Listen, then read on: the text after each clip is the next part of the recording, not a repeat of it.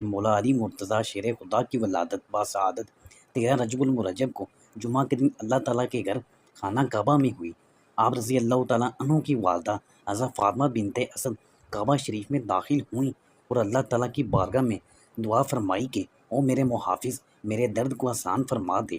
اچانک ہی کعبہ کی دوار کھل گئی اور وہ گویا کسی غیبی قوت کے ذریعے اندر گئیں اور دوار دوبارہ بند ہو گئی۔ آپ 3 دن تک اندر رہیں اور 3 دن کے بعد جب باہر آئیں تو آپ کی گود میں حضرت علی رضی اللہ تعالیٰ عنہ تھے۔ آپ رضی اللہ تعالیٰ عنہ کی کنیت ابو تراب، ابو الحسن اور حسین تھی۔ حضرت علی رضی اللہ تعالیٰ عنہ کی ولادت کے بعد جب آپ نے آنکھ کھولی تو رسول اللہ صلی اللہ علیہ وآلہ وسلم کی آغوش میں تھے۔